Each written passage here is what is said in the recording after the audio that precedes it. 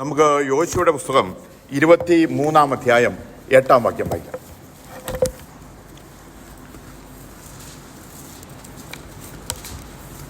നിങ്ങൾ ഇന്നുവരെ ചെയ്തതുപോലെ നിങ്ങളുടെ ദൈവമായ യഹോവയോട് പറ്റിച്ചേർന്നിരിപ്പീൻ.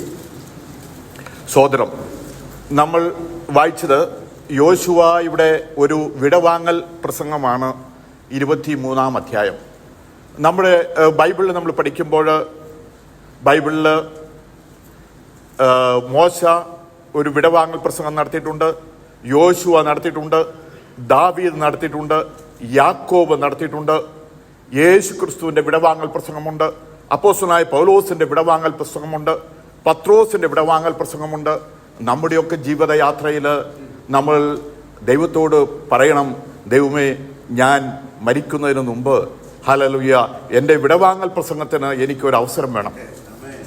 നമ്മൾ ഹിസ്കിയാവിനോട് ദൈവം പറഞ്ഞു, 38-ാം അധ്യായത്തിൽ ഹിസ്കിയാവിനോട് പറഞ്ഞു, നിന്റെ ഗ്രഹകാര്യം ക്രമത്തിലാക്കുക, നീ ഇപ്പോൾ മരിച്ചു പോകും, മരിക്കാൻ സമയമായി. അപ്പോൾ നമ്മൾ ദൈവത്തോട് പറ്റിച്ചേർന്നിരിക്കുന്ന ഒരവസ്ഥ നമുക്കുണ്ടെങ്കിൽ, നാം ദൈവത്തോട് ചേർന്ന് നിൽക്കുമ്പോൾ ദൈവം നമ്മളോട് പറയും, നിന്റെ ഈ ലോകത്തിലെ ശുശ്രൂഷ കഴിയാറായി, നീ മരിക്കുവാൻ പോവുകയാണ്, നിന്റെ ഗ്രഹകാര്യങ്ങളെല്ലാം നീ ക്രമത്തിലാക്കുക, നിന്റെ ഈ ശുശ്രൂഷ കഴിഞ്ഞു. അപ്പോൾ നമ്മൾ ദൈവത്തോട് നമ്മുടെ ജീവിതയാത്രയിൽ നമ്മൾ പ്രാർത്ഥിക്കണം, എനിക്കൊരു വിടവാങ്ങൽ പ്രസംഗം. നമ്മൾ മരിക്കുന്നതിന് മുമ്പ് യാക്കോബ് എന്താണ്, തൻ്റെ മക്കളെയൊക്കെ വിളിച്ച് അനുഗ്രഹിച്ചിട്ടാണ് മരിച്ചത്. അങ്ങനെ നമ്മുടെയൊക്കെ ജീവിതയാത്രയിൽ നമ്മൾ ദൈവത്തോട് ചോദിച്ചാൽ, നമ്മൾ മക്കളെങ്കിൽ നമുക്ക് ചോദിക്കുവാൻ അവകാശമുണ്ട്.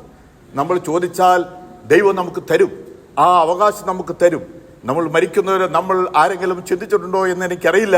നമ്മുടെ ജീവിതയാത്രയിൽ നമ്മൾ ചിന്തിക്കണം, ദൈവമേ, ഞാൻ മരിക്കുന്നതിന് മുമ്പ് ഒരു വിടവാങ്ങൽ പ്രസംഗം, ഒരു എൻ്റെ മക്കളെ വിളിച്ച്, എൻ്റെ സ്വന്തക്കാരെ വിളിച്ച്, എനിക്ക് വേണ്ടപ്പെട്ടവരെ വിളിച്ച് എൻ്റെ ഒരു വിടവാങ്ങൽ പ്രസംഗം എനിക്ക് നടത്തുവാൻ ദൈവം എനിക്ക് അവസരം തരണം. കാരണം യേശു നടത്തിയിട്ടുണ്ട്, അപ്പോസ്തലനായ പൗലോസ് നടത്തിയിട്ടുണ്ട്, പത്രോസ് നടത്തിയിട്ടുണ്ട്, ദാവീദ് നടത്തിയിട്ടുണ്ട്, മോശ നടത്തിയിട്ടുണ്ട്, യോശുവ നടത്തിയിട്ടുണ്ട്. ഇത് യോശുവയുടെ ഒരു വിടവാങ്ങൽ പ്രസംഗമാണ്. ഇത് യോശുവ പറയുകയാണ്, ഹല്ലേലൂയ, ഇന്ന് വരെ നിങ്ങൾ ചെയ്തതുപോലെ നിങ്ങൾ ദൈവമായ യഹോവയോട് പറ്റിച്ചേർന്നിരിപ്പീൻ. ഹല്ലേലൂയ, ദൈവത്തോട് നിങ്ങൾ പറ്റിച്ചേർന്നിരിക്കണം. കാരണം ഇസ്രായേൽ മക്കളെ നമ്മൾ നോക്കുമ്പോൾ എപ്പോഴൊക്കെ ഇസ്രായേൽ മക്കൾക്ക് സമൃദ്ധി കൊടുക്കുമ്പോഴൊക്കെ അവർ ദൈവത്തിൽ നിന്ന് അകന്നകന്നു പോകും. അങ്ങനെ ദൈവത്തിൽ നിന്ന് അകന്നകന്നു പോകുമ്പോൾ അവരെ ദൈവം പ്രവാസത്തിലേക്ക് വിടും. പ്രവാസത്തിൽ ചെന്ന് അവർക്ക് കഷ്ടപ്പാടും ദുരിതവും വരുമ്പോൾ, അവരെ ചാട്ടുവാറിനടിക്കുമ്പോൾ അവർ തൻ്റെ സൃഷ്ടാവായ ദൈവത്തിലേക്ക് അവർ തിരിഞ്ഞു നോക്കും. അപ്പോൾ അവർ തിരിഞ്ഞു വരും. ഹല്ലേലൂയ, അപ്പോഴൊരു ദൈവത്തോട് പറ്റിച്ചേർന്നിരിക്കും. വീണ്ടും അവർക്ക് വലിയ അനുഗ്രഹങ്ങൾ ദൈവം കൊടുക്കുമ്പോൾ അവർ ദൈവത്തെ മറന്ന് അന്യ ദൈവങ്ങളെ ആരാധിക്കുവാനായി അവർ ഇറങ്ങിപ്പുറപ്പെടുമ്പോൾ വീണ്ടും അവരെ ദൈവം പ്രവാസത്തിലേക്ക് വിടും. അവരെ പിടിക്കുവാൻ ശത്രുക്കളെ വിടും. അവരെ ദൈവം ഹല്ലേലൂയ ശത്രുവിന്റെ കയ്യിൽ ഏൽപ്പിച്ചു കൊടുക്കും. അന്നേരം അവർ വീണ്ടും ദൈവത്തിലേക്ക് തിരിയും. അതുകൊണ്ട് മോശ പറയുകയാണ്, മോശ തന്റെ ജീവിതയാത്രയിൽ ഇസ്രായേൽ മക്കളെ നോക്കി, തന്റെ ജനത്തെ നോക്കി പറയുകയാണ്, എനിക്കൊന്നേ നിങ്ങളോട് പറയുവാനുള്ളൂ. നിങ്ങളുടെ ജീവിതയാത്രയിൽ നിങ്ങൾ എപ്പോഴും എന്തു ചെയ്യണം? ദൈവത്തോട് പറ്റിച്ചേർന്നിരിക്കണം. അങ്ങനെ നിങ്ങൾ പറ്റിച്ചേർന്ന് ഇരുന്നില്ലെങ്കിൽ നിങ്ങളുടെ ജീവിതയാത്രയിൽ ദുരിതങ്ങളും ദുഃഖങ്ങളും പ്രയാസങ്ങളും മാത്രമേ ഉണ്ടാവുകയുള്ളൂ. നമ്മുടെ ജീവിതത്തിൽ നമുക്ക് ദുഃഖങ്ങൾ വരുമ്പോൾ, പ്രയാസങ്ങൾ വരുമ്പോൾ നമ്മൾ നമ്മെ തന്നെ ഒന്ന് ശോധന ചെയ്യണം. എന്താണ് ശോധന ചെയ്യുന്നത്? ഞാൻ ദൈവത്തോട് പറ്റിച്ചേർന്നാണോ ഇരിക്കുന്നത്? ഞാൻ ദൈവത്തിന്റെ കരത്തിലാണോ ഇരിക്കുന്നത്? നമ്മുടെ ജീവിതത്തിൽ തെറ്റുകൾ പറ്റിയിട്ടുണ്ടോ എന്ന് നമുക്ക് ശോധന ചെയ്യുന്ന ഒരവസരമാണ് അത്. ദൈവം നമ്മൾ ദുഃഖിക്കുവാൻ നമ്മുടെ സൃഷ്ടാവായ ദൈവം ഒരിക്കലും ആഗ്രഹിക്കുന്നില്ല. നമ്മൾ എപ്പോഴും സന്തോഷിപ്പീൻ, സുഖത്തിലും ദുഃഖത്തിലും സന്തോഷിപ്പീൻ, എപ്പോഴും സന്തോഷിക്കുവാനാണ് ദൈവം നമ്മെപ്പറ്റി ആഗ്രഹിക്കുന്നത്. പക്ഷേ നമ്മുടെ ജീവിതയാത്രയിൽ നമ്മൾ തെറ്റുകൾ ചെയ്യുമ്പോൾ ദൈവം നമ്മെ അടിക്കും. അടിക്കുമ്പോൾ ഒരപ്പൻ, ശലോമോൻ പറയുകയാണ്, അപ്പൻ അടിക്കാത്ത മകൻ ആരുള്ളൂ? ഒരു മകനെ അപ്പന് സ്നേഹിക്കുന്നുവെങ്കിൽ ആ അപ്പൻ എന്ത് ചെയ്യും? അവൻ തെറ്റ് ചെയ്യുമ്പോൾ ആ മകനെ അടിക്കുമ്പോൾ നമുക്ക് വേദന ഉണ്ടാവും. ആ വേദന ഉണ്ടായിക്കഴിയുമ്പോൾ വീണ്ടും നമ്മൾ അപ്പന്റെ മുഖത്തേക്ക് നോക്കണം. നമ്മളെ സൃഷ്ടാവായ ദൈവത്തിന്റെ മുഖത്തേക്ക് നമ്മൾ നോക്കണം. അങ്ങനെ നോക്കിക്കഴിയുമ്പോൾ ദൈവം എന്താണ്? മനസ്സലിവുള്ള ദൈവമാണ്. ആകാശം ഭൂമിക്ക് മീതെ ഉയർന്നിരിക്കുന്ന പോലെ നിന്റെ ദയ നിന്റെ ഭക്തന്മാരോട് വലുതാണ്. അവിടെ ആ ദൈവം അങ്ങനെ മനസ്സലിവുള്ള ദൈവമാണ്. ഇവിടെ ദാവീദ് ഇവിടെ യോശുവ പറയുകയാണ്, ഞാൻ ചുറ്റുമുള്ള സകല ശത്രുക്കളുടെയും അടക്കി ഇസ്രായേലിന് സ്വസ്ഥത നൽകി. അപ്പോ യോശുവനെ അധികാരം ഏൽപ്പിച്ചപ്പോൾ 1-ാം അധ്യായത്തിൽ യോശുവോട് പറയുകയാണ്, ഞാൻ മോശയോട് കൂടെ ഇരുന്ന പോലെ നിന്നോട് കൂടെ ഇരിക്കും. ഹല്ലേലൂയ. ഈ ഒരുത്തനും നിന്റെ നേരെ നിവർന്നു നിൽക്കുകയില്ല. ഹല്ലേലൂയ. നീ ചെയ്യുന്നതൊക്കെയും സാധിക്കും. അപ്പോ മോശയുടെ കൂടെ ദൈവം ഇരുന്ന പോലെ യോശുവയുടെ കൂടെ ദൈവം ഇരുന്നു. ഇസ്രായേൽ മക്കൾക്ക് എന്ത് ചെയ്യാണ്? സ്വസ്ഥത കൊടുത്തു. ചുറ്റുമുള്ള ശത്രുക്കളെ ഹല്ലേലൂയ മുഴുവനും സംഗ്രഹിച്ച് അവർക്ക് സ്വസ്ഥത ചെയ്തു. യോശുവ പറയുകയാണ്, ഞാൻ വയസ്സ് എന്നവൻ വൃദ്ധനായ ശേഷം ഇസ്രായേൽ മക്കളെയും അവരുടെ മൂപ്പന്മാരെയും പ്രധാനികളെയും ന്യായാധിപന്മാരെയും വിളിച്ച് അവരോട് പറഞ്ഞത്, ഞാൻ വയസ്സ് എന്ന വൃദ്ധനായിരിക്കുന്നു. നിങ്ങളുടെ ദൈവമായ യഹോവ നിങ്ങളുടെ നിമിത്തം ഈ സകല ജാതികളെ ചെയ്തൊക്കെ നിങ്ങൾ കണ്ടിരിക്കുന്നു. ഹല്ലേലൂയ. ഞാൻ വൃദ്ധനായി, ഞാൻ മരിക്കുവാൻ പോവുകയാണ്. എനിക്ക് നിങ്ങളോട് പറയാനുള്ളത് ഒരു കാര്യം മാത്രമേ ഉള്ളൂ. എന്താണ്? നിങ്ങൾ ദൈവത്തോട് പറ്റിച്ചേർന്നിരിക്കണം. ദൈവത്തോട് അകന്നു പോകുക എന്നുള്ളതല്ല, ദൈവത്തോട് പറ്റിച്ചേർന്നിരിക്കണം. അങ്ങനെ പറ്റിച്ചേർന്നിരിപ്പീൻ. അങ്ങനെ പറ്റിച്ചേർന്നിരുന്നില്ലെങ്കിൽ നിങ്ങളെ എന്ത് ചെയ്യും? നിങ്ങളെ ദൈവം പ്രവാസത്തിലേക്ക് വിടും. പ്രവാസത്തിലേക്കുള്ള ശത്രുവിന്റെ കയ്യിൽ ഏൽപ്പിക്കും. നിങ്ങളുടെ ജീവിതത്തിൽ കഷ്ടതകൾ വരും, പ്രയാസങ്ങൾ വരും. ഹല്ലേലൂയ. അപ്പോൾ നമ്മൾ നോക്കണം, നാം ദൈവത്തിന്റെ കരങ്ങളിൽ തന്നെയാണോ ഇരിക്കുന്നതെന്ന്. ആവർത്തന പുസ്തകം 33-ാം അധ്യായം 3-ാം വാക്യത്തിൽ പറയുകയാണ്, ദൈവത്തിന്റെ സകല വിശുദ്ധന്മാർ എവിടെയാണ് ഇരിക്കുന്നത്? അവന്റെ കരങ്ങളിലാണ് ഇരിക്കുന്നത്. അവന്റെ കരത്തിൽ ഇരിക്കുന്നവനെ പിടിക്കുവാൻ ഈ ലോകത്തിൽ ആർക്കും കഴിയയില്ല. അങ്ങനെ ആർക്കും കഴിയാതെ നമ്മൾ ദൈവത്തിന്റെ മക്കളാണെങ്കിൽ നമ്മൾ എവിടെയാണ് ഇരിക്കുന്നത്? ദൈവത്തിന്റെ കരങ്ങളിലാണ് ഇരിക്കുന്നത്. ഹല്ലേലൂയ.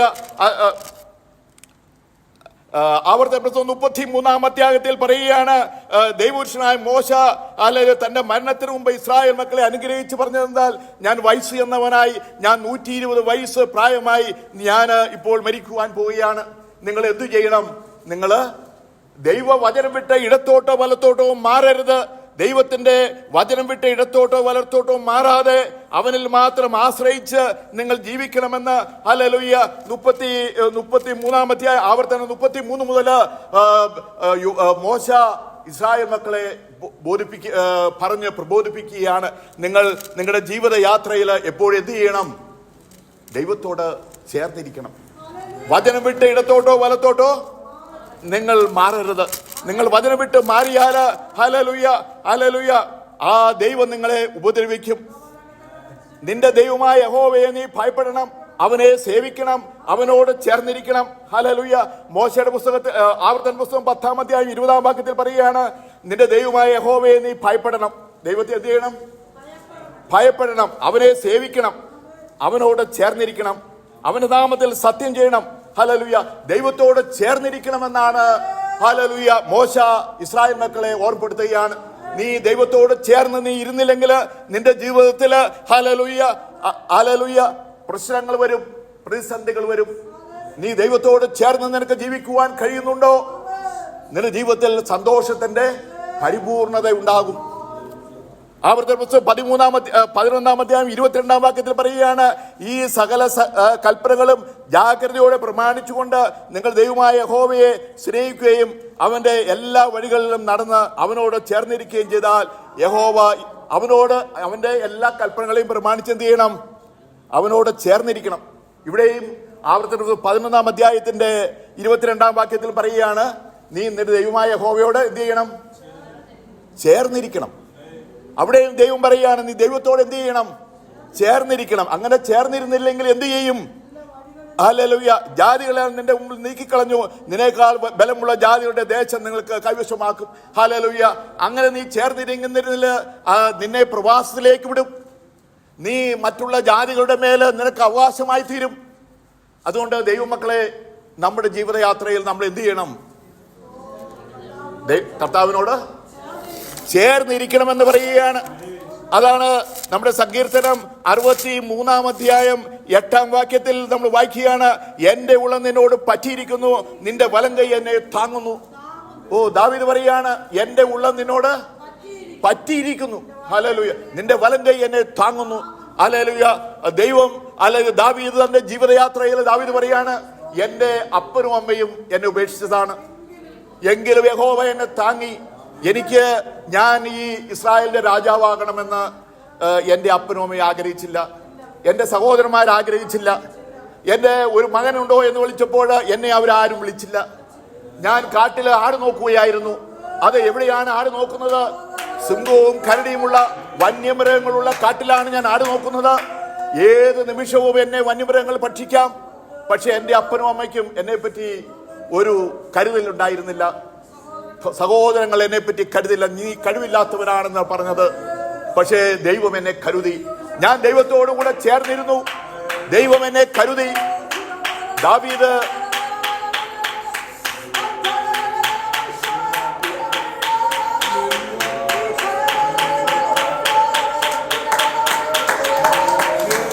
ഹല്ലേലൂയ. സ്തോത്രം.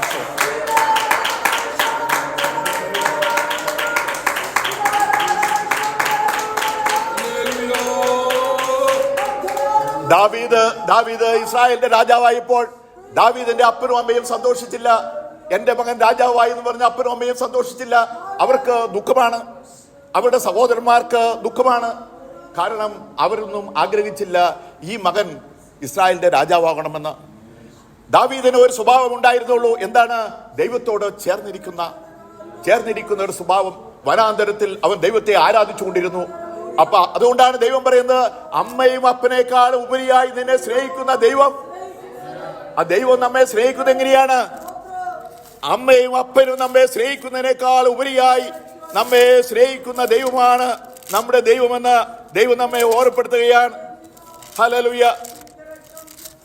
അതുകൊണ്ടാണ് ദൈവം യേശു ക്രിസ്തു നമ്മോട് പറയുകയാണ്, ഞാൻ സാക്ഷാൽ മുന്തിരിവള്ളിയും നിങ്ങൾ കൊമ്പുകളുമാണ്. കൊമ്പുകൾക്ക് മുന്തിരിവള്ളിയിൽ വസിച്ചിട്ടല്ലാതെ ഫലം കായ്ക്കുവാൻ കഴിയില്ല. യോഹന്നാൻ സുവിശേഷം 15-ാം അധ്യായത്തിൽ പറയുകയാണ്, ഞാൻ സാക്ഷാൽ മുന്തിരിവള്ളി, നിങ്ങൾ കൊമ്പുകളാണ്. കൊമ്പുകൾക്ക് മുന്തിരിവള്ളിയിൽ വസിച്ചിട്ടല്ലാതെ ഫലം കായ്ക്കുവാനായിട്ട് കഴിയില്ല. അപ്പോൾ നമ്മൾ ആരിൽ വസിക്കണം? മുന്തിരിവള്ളി യേശുവിൽ വസിക്കണം. യേശുവിൽ വസിക്കുക എന്ന് പറഞ്ഞാൽ എന്താണ്? യേശുവിനോട് ചേർന്നിരിക്കണം. യേശുവിനോട് നമ്മൾ ചേർന്നിരുന്നില്ലെങ്കിൽ എന്താണ്? നമ്മൾ ഫലം കായ്ക്കുകയില്ല. അങ്ങനെ നമുക്ക് ഫലം കായ്ക്കാതിരുന്നാൽ എന്ത് ചെയ്യും? ഈ കൊമ്പുകളെ വെട്ടിക്കൊണ്ടുവന്ന് തീയിലിട്ട് കത്തിച്ചു കളയും. ഞാൻ നിങ്ങൾ വസിക്കും. കൊമ്പിന് മുന്തിരിവള്ളിയിൽ വസിച്ചിട്ടല്ലാതെ സ്വയമായി കായ്പാൻ കഴിയാത്തതുപോലെ എന്നിൽ വസിച്ചിട്ടല്ലാതെ നിങ്ങൾക്ക് കഴിയില്ല. ഞാൻ മുന്തിരിവള്ളിയും നിങ്ങൾ കൊമ്പുകളുമാകുന്നു. ഒരുത്തിന് എന്നിലും ഞാൻ അവനിലും വസിക്കുന്നുവെങ്കിൽ അവൻ വളരെ ഫലം കായ്ക്കും. അപ്പോൾ നമ്മൾ ഫലം കായ്ക്കണമെങ്കിൽ നമ്മൾ എന്ത് ചെയ്യണം? മുന്തിരി വള്ളിയിൽ വസിക്കണം. വള്ളി ആരാണ്? യേശു ക്രിസ്തു. ആ യേശു ക്രിസ്തുവിൽ നിനക്ക് വസിക്കുന്നു എങ്കിൽ നിങ്ങൾക്ക് ഫലം കായ്ക്കുവാനായിട്ട് കഴിയും. നിങ്ങൾ വളരെ ഫലം കായ്ക്കുന്നതിനാൽ എൻ്റെ പിതാവ് മഹത്വപ്പെടുത്തുന്നു. അങ്ങനെ നിങ്ങൾ എൻ്റെ ശിഷ്യന്മാരാകും. നമ്മൾ ഫലം കായ്ക്കുന്നില്ലെങ്കിൽ ദൈവം പറയാണ്, നമ്മുടെ ശിഷ്യന്മാരാകണമെങ്കിൽ എന്ത് ചെയ്യണം? ഫലം കായ്ക്കണം. ഫലം കായ്ച്ചെങ്കിൽ മാത്രമേ നമ്മൾ ശിഷ്യന്മാരാകുകയുള്ളൂ. കാരണം ദൈവം പറയുകയാണ്, ഫലം കായ്ക്കാത്തതിനെ യേശു നോക്കുകയാണ്. ദിനം പ്രതി ദിവസം നമ്മൾ ഓരോരുത്തരെ നോക്കുകയാണ്. ഈ വർഷത്തിൽ ഫലമുണ്ടോ? ഫലം കാണാത്തതിനെ വെട്ടിക്കളയുന്ന സ്വഭാവമാണ് യേശു ക്രിസ്തു മധ്യസ്ഥരായി നിൽക്കുന്നത്. ഒരു ദിവസം കൂടി നിർത്ത്, നാളെ ചിലപ്പോൾ ഫലം കായ്ക്കും എന്ന് പറഞ്ഞ് നമുക്ക് വേണ്ടി ഒരു മധ്യസ്ഥനുണ്ട്. യേശു കർത്താവ് നമുക്ക് വേണ്ടി മധ്യസ്ഥനായി ഉള്ളത് കൊണ്ട് മാത്രമാണ് പലരെയും വെട്ടിക്കളയാതെ ദൈവം നിർത്തിയിരിക്കുന്നത്. അപ്പോൾ സാക്ഷാൽ മുന്തിരിവള്ളി, ആ മുന്തിരിവള്ളിയിൽ വസിച്ചിട്ടല്ലാതെ കൊമ്പുകൾക്ക് ഫലം കായ്ക്കുവാൻ കഴിയില്ല. യേശു പറയുകയാണ്, നിങ്ങൾ എന്നിൽ വസിക്കണം. അങ്ങനെ വസിക്കുന്നുവെങ്കിൽ നിങ്ങൾ ഫലം കായ്ക്കും. ഞാൻ നിങ്ങളെ സ്നേഹിച്ചിരിക്കുന്ന പോലെ നിങ്ങൾ തമ്മിൽ സ്നേഹിക്കണം എന്നാകുന്നു എൻ്റെ കൽപ്പന. യേശു ക്രിസ്തു നമ്മെ സ്നേഹിച്ചു. എങ്ങനെയാണ് യേശു ക്രിസ്തു നമ്മെ സ്നേഹിച്ചത്? യേശു ക്രിസ്തു ശിഷ്യന്മാർ ചോദിക്കുകയാണ്, ആരാണ് ഞങ്ങൾ വലിയവൻ? 12 ശിഷ്യന്മാരുണ്ട്. അവർ പരസ്പരം ചോദിക്കുകയാണ്, ഞങ്ങളിൽ ആരാണ് വലിയവൻ? അപ്പോൾ യേശു ക്രിസ്തു ഹല്ലേലൂയ തന്റെ യോഹന്നാൻ 13-ാം അധ്യായത്തിൽ കാൽ കഴുകൽ ശുശ്രൂഷയുണ്ട്. യേശു ക്രിസ്തു ഹല്ലേലൂയ ശിഷ്യന്മാരുടെ കാൽ കഴുകുകയാണ്. ഹല്ലേലൂയ. ഏറ്റവും ഹല്ലേലൂയ ഈ ഒറ്റ വാക്കിനാൽ പ്രപഞ്ചത്തെ ഉളവാക്കിയ സർവശക്തനായ ദൈവം, അഖിലാണ്ടത്തെ ഉളവാക്കിയ ആകാശത്തെ വിരിക്കുകയും ഭൂമിക്ക് അടിസ്ഥാനമിടുകയും മനുഷ്യന്റെ ഉള്ളിൽ അവന്റെ ആത്മാവിനെ നിർമ്മിക്കുകയും ചെയ്ത സർവശക്തനായ ദൈവം ഇറങ്ങി വന്ന് ഹല്ലേലൂയ ഈ പാപിയായ മനുഷ്യന്റെ ഹല്ലേലൂയ യേശു ക്രിസ്തുവിനെ തള്ളിപ്പറഞ്ഞ പത്രോസിന്റെ ഹല്ലേലൂയ യേശു ക്രിസ്തുവിനെ ഒറ്റിക്കൊടുത്ത യൂദയുടെ ഒക്കെ കാൽ കഴുകുകയാണ്. അപ്പോ നോക്കിയേ, യേശു ക്രിസ്തു എവിടെ കിടക്കുന്നു? ശിഷ്യന്മാർ എവിടെ കിടക്കുന്നു? അവൻ ഇറങ്ങി വന്ന് ഹല്ലേലൂയ ഇങ്ങനെ നിങ്ങളിൽ ഏറ്റവും ചെറിയവനാകണം ഹല്ലേലൂയ ശുശ്രൂഷ ചെയ്യുകയാണ്, മറ്റുള്ളവർക്ക് വേണ്ടി ശുശ്രൂഷ ചെയ്യുകയാണ്. അത് യേശു ക്രിസ്തുവിന്റെ 13 മുതൽ നമ്മൾ വായിക്കുമ്പോൾ, യോഹന്നാൻ സുവിശേഷം 13 മുതൽ നമ്മൾ വായിക്കുമ്പോൾ യേശുവിന്റെ വിടവാങ്ങൽ പ്രസംഗമാണ്. 13, 14, 15 ഹല്ലേലൂയ യേശു ക്രിസ്തു പറയുകയാണ്, ഞാൻ നിങ്ങൾക്ക് ഭവനമൊരുക്കുവാൻ പോകുന്നു. ഞാൻ ഭവനം ഒരുക്കിയാൽ ഞാൻ ഇരിക്കുന്നിടത്ത് നിങ്ങളെയും ഇരുത്തേണ്ടതിന് ഞാൻ വന്ന് നിങ്ങളെ ചേർത്തുകൊള്ളും. ഹല്ലേലൂയ യേശു ക്രിസ്തുവിന്റെ വിടവാങ്ങൽ പ്രസംഗമാണിത്. ഹല്ലേലൂയ യേശു ക്രിസ്തു നമ്മളോട്, ഞാൻ പോവുകയാണ്, എൻ്റെ സമയം കഴിഞ്ഞു, ഞാൻ പോകുകയാണ്, അതുകൊണ്ട് ഞാൻ നിങ്ങൾക്ക് ഭവനമൊരുക്കുവാൻ പോവുകയാണ്. നിങ്ങൾ ചെയ്യേണ്ട കാര്യങ്ങൾ എന്തൊക്കെയാണ്?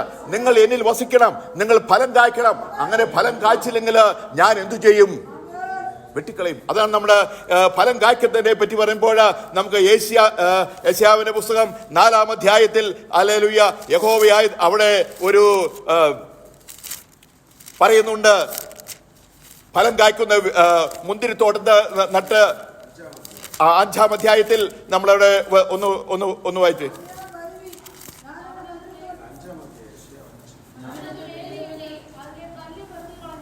അതെ,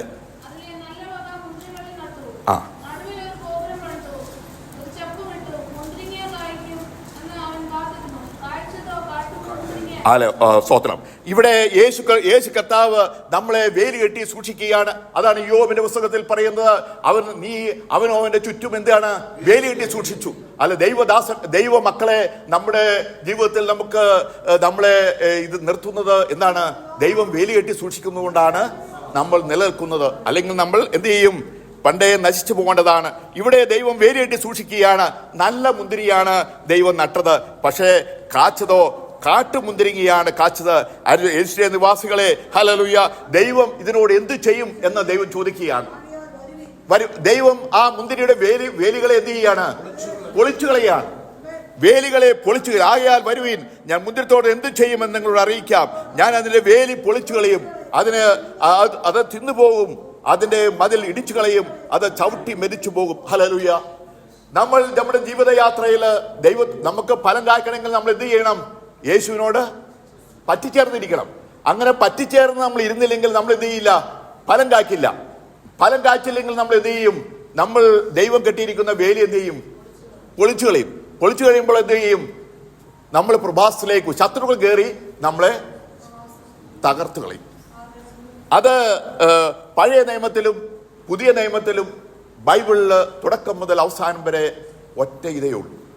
അതാണ് ഉൽപ്പത്തി പുസ്തകം 2-ാം അധ്യായത്തിന്റെ അവസാന വാക്യത്തിൽ 24-ാം വാക്യത്തിൽ അതുകൊണ്ട് പുരുഷൻ അപ്പനെയും അമ്മയെയും വിട്ടുപിരിഞ്ഞ് ഭാര്യയോട് പറ്റിച്ചേരും. പുരുഷൻ എന്താണ്? അപ്പനെയും അമ്മയെയും വിട്ട് ഒന്ന് വായിച്ചു. ഉൽപ്പത്തി 2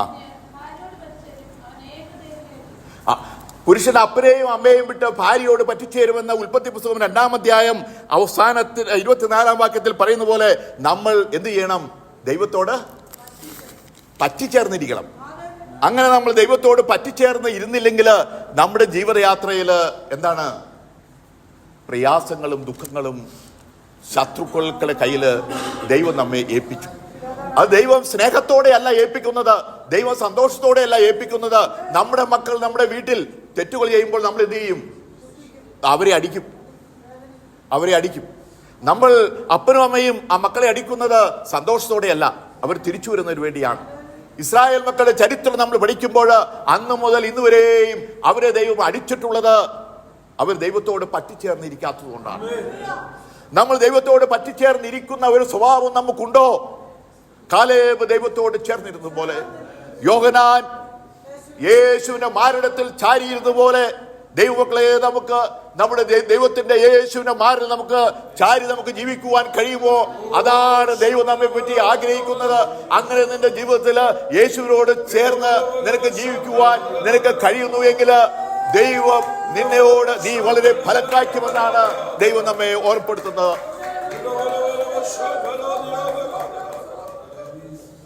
അതുകൊണ്ട് യോശുവ മുഴുവൻ ഇസ്രായേൽ മക്കളെയും കൂട്ടിക്കൊണ്ട് അവരോട് പറയുകയാണ്, ഞാൻ വയസ്സ് എന്നവനായി, ഞാൻ എൻ്റെ ജീവിതകാലം കഴിഞ്ഞു.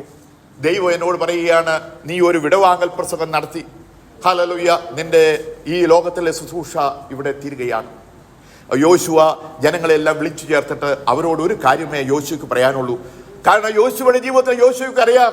യോശുവയുടെ പുസ്തകം 10-ാം അധ്യായം 12-ാം വാക്യത്തിൽ നമ്മൾ വായിക്കുമ്പോൾ യോശുവ പറയാണ്, സൂര്യാനെ ഗിബിയോലിനും ചന്ദ്രാനെ അയോലിനും താഴ്വരയിൽ നിൽക്കുക എന്ന് പറഞ്ഞപ്പോൾ സൂര്യനും ചന്ദ്രനും അവിടെ നിന്നത് യോശുവയ്ക്ക് അറിയാം.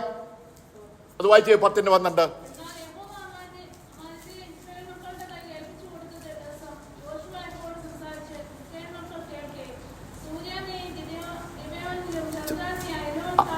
നിൽക്കുക എന്ന്. അപ്പോ യോശുവ എന്താ?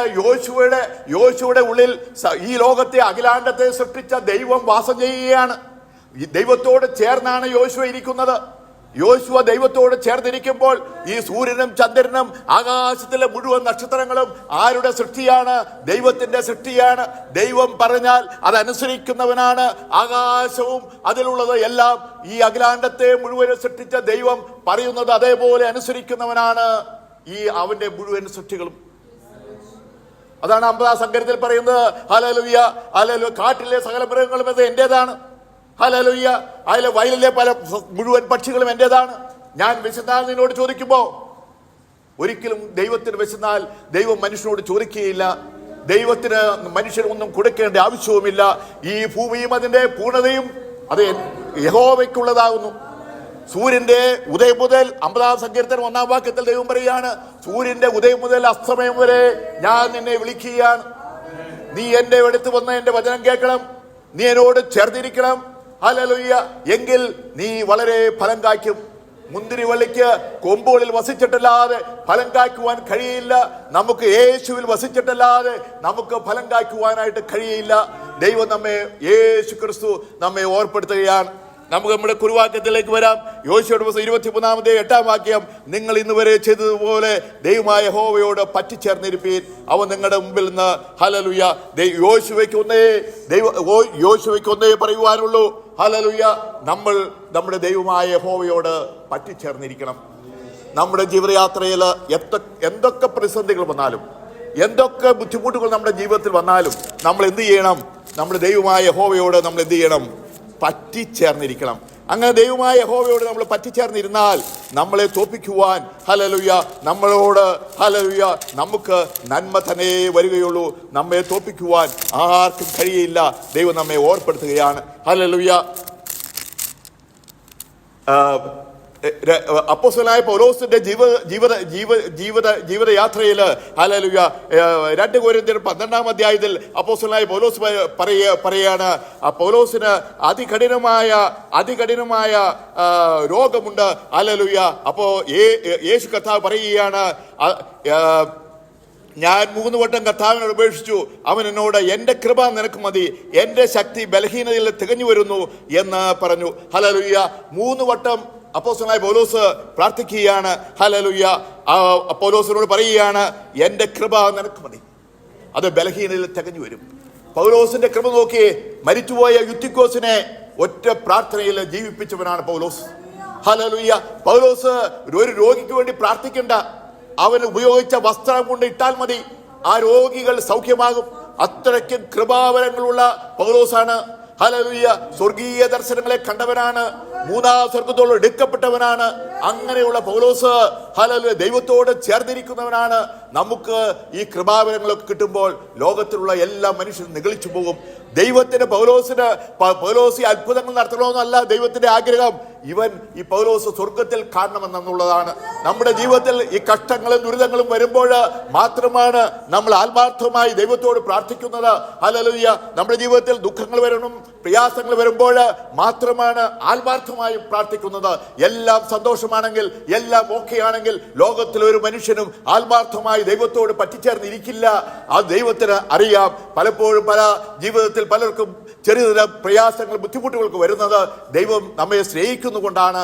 കാരണം അവനെ സ്വർഗത്തിൽ കാണണമെന്ന് ദൈവം ആഗ്രഹിക്കുന്നതുകൊണ്ടാണ്. പൗലോസിനെ ദൈവം അമിതമായി സ്നേഹിച്ചു. പക്ഷേ അവന്റെ ജീവിതത്തിൽ രോഗം ദൈവം കൊടുത്തു. എന്താണ്? അവൻ ഇത്ര വലിയ കൃപാവരമുള്ള ഒരു മനുഷ്യനെ അവൻ നിഗളിച്ചു പോകുവാൻ ഒരിക്കലും ഇടവരരുത്. അവരെ സ്വർഗത്തിൽ കാണണം. ദൈവത്തിന് നമ്മെ കുറിച്ചുള്ള ആഗ്രഹം നമ്മളെല്ലാവരും സ്വർഗത്തിൽ കാണണമെന്നുള്ളതാണ്. അതിനു വേണ്ടി നമ്മൾ ആത്മാർത്ഥമായി പ്രാർത്ഥിക്കുവാൻ, ഹല്ലേലൂയ, ഒരു വഴിപോക്ക് പ്രാർത്ഥനയല്ല. എല്ലാം സമൃദ്ധിയാണെങ്കിൽ ലോകത്തിൽ ഒരു മനുഷ്യനും ആത്മാർത്ഥമായി ദൈവത്തോട് പ്രാർത്ഥിക്കില്ല. നമ്മുടെ ജീവിതത്തിൽ പ്രയാസങ്ങൾ വരുമ്പോൾ, ബുദ്ധിമുട്ടുകൾ വരുമ്പോൾ, നമുക്ക് കഴിയാതെ വരുമ്പോൾ നമ്മൾ ദൈവത്തിൽ ആശ്രയിക്കുന്നത്. അതുകൊണ്ടാണ് യോശുവ പറയുന്നത്, യോശുവ ഇസ്രായേൽ മക്കൾ പറയുകയാണ്, ചുറ്റുമുള്ള ശത്രുക്കളെ മുഴുവനും ഞങ്ങളും നീക്കിക്കളഞ്ഞ് ഞാൻ നിങ്ങൾക്ക് സമാധാനം തന്നിരിക്കുകയാണ്. ഹല്ലേലൂയ. അതുകൊണ്ട് നിങ്ങൾ നിങ്ങളുടെ ജീവിതയാത്രയിൽ എന്ത് ചെയ്യണം? ദൈവത്തോട് പറ്റിച്ചേർന്നിരിക്കണം. രൂത്തിന്റെ ജീവിതത്തിൽ രൂത്ത്, ഹല്ലേലൂയ, അപ്പത്തിന്റെ നാടായ ആ ബേത്ത്ലേഹേമിൽ നിന്ന് അവൾ ദൈവത്തിന്റെ സന്നിധിയിൽ നിന്ന് പുറപ്പെട്ടു പോയപ്പോൾ അവളുടെ ഭർത്താവായ യേരിമിലേക്ക് മരിച്ചു. അവളുടെ 2 മക്കളായ മഹലോണും കിലിയോണും മരിച്ചടക്കപ്പെട്ടു. അപ്പോൾ അവൾക്ക് പറയുകയാണ്, ഞാൻ ദൈവത്തിൽ നിന്ന് പറ്റിച്ചേർന്നിരിക്കാതെ ഞാൻ ദൈവത്തിൽ നിന്ന് അകന്നുപോയി. ഞാൻ, ഹല്ലേലൂയ, രൂത്ത് തിരിച്ച് ദൈവത്തിന്റെ സന്നിധിയിലേക്ക് തിരിച്ചു വരികയാണ്. അവളെ തിരിച്ചു വരുമ്പോൾ അവൾ പറയാണ്, ഞാൻ നിറഞ്ഞവളായി പോയി, ഞാനിതാ ഒഴിഞ്ഞവളായി വന്നിരിക്കുന്നു, ഞാൻ ദൈവത്തിന്റെ സന്നിധിയിലേക്ക് വന്നിരിക്കുന്നു. ആ രൂത്ത് പ്രാർത്ഥിക്കുകയാണ്. ദൈവമക്കളെ, നമ്മുടെ ജീവിതയാത്രയിൽ എന്തൊക്കെ പ്രതിസന്ധി വന്നാലും, കഷ്ടങ്ങൾ വന്നാലും, ദുരിതങ്ങൾ വന്നാലും, പ്രയാസങ്ങൾ വന്നാലും ദൈവത്തോട് പറ്റിച്ചേർന്നിരിക്കുന്ന ഒരു സ്വഭാവം നമ്മുടെ ജീവിതത്തിൽ നമുക്കുണ്ടോ? അത് നമുക്ക് അനുഗ്രഹമായിരിക്കും. പ്രതിസന്ധികളില്ല. ശിഷ്യന്മാരുടെ ജീവിതത്തിൽ എല്ലാ പ്രതിസന്ധികളും ഉണ്ടായിരുന്നു. പക്ഷേ അവരെല്ലാം ആ പ്രതിസന്ധികൾ പതരാതെ ദൈവത്തോട് പറ്റിച്ചേർന്നിരിക്കുന്ന ഒരു സ്വഭാവം അവരുടെ ജീവിതത്തിൽ ഉണ്ടായിരുന്നു. അല്ലെങ്കിൽ നമ്മുടെ ജീവിതത്തിൽ നമ്മൾ ദൈവത്തോട് പറ്റിച്ചേർന്ന് ജീവിക്കണമെന്ന് ഓർപ്പിച്ചുകൊണ്ട് വാക്കുകളെ ഉപസ്മരിക്കുന്നു. ദൈവം എല്ലാവരെയും അനുഗ്രഹിക്കും.